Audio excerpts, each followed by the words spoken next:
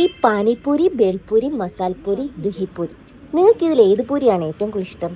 എനിക്ക് സത്യം പറഞ്ഞാൽ ദഹിപ്പൂരി ഭയങ്കര ഇഷ്ടമാണ്. ഈ തൈരും അതുപോലെ തന്നെ എന്തോ ഇവരുടെ മധുരമുള്ള എന്തോ ഒരു സോസും അങ്ങനെ വേറെ കുറച്ച് ഐറ്റംസ് എല്ലാം കൂടി ഇട്ടുണ്ടാക്കുന്നതിൻ്റെ ഈ ദഹിപ്പൂരി എനിക്ക് ഭയങ്കര ഇഷ്ടമാണ്.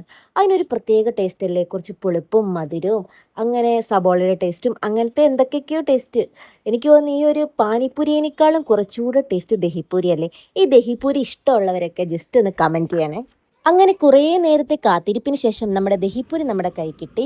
കുറേ നാളുകൾക്ക് ശേഷം കഴിക്കുന്നതുകൊണ്ടായിരിക്കാം കുറച്ചുകൂടെ ടേസ്റ്റ് തോന്നി. ഇതൊക്കെ നമുക്ക് വീട്ടിലുണ്ടാക്കാവുന്നേ ഉള്ളൂ സത്യം പറഞ്ഞാൽ. പിന്നെ എൻ്റെ അനിയത്തി ഈ ഒരു പാനിപ്പൂരി ആയിട്ട് മേടിച്ചു. അവൾ ഇതിൻ്റെ വലിയൊരു ഫാൻ.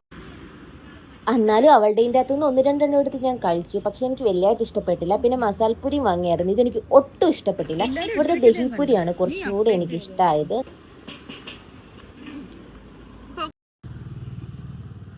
അങ്ങനെ എങ്ങനെയൊക്കെയോ ആ മസാലപ്പൂരി കഴിച്ച് തീർത്ത് ഞങ്ങൾ അവിടുന്ന് പയ്യെ ഇറങ്ങി. അങ്ങനെ ശ്വേതയെ കൊണ്ട് വീട്ടിലാക്കിയിട്ട് പയ്യെ ഞാൻ തിരിച്ച് വീട്ടിലേക്ക് പോയി. അപ്പോൾ അത്രയേ ഉള്ളൂ.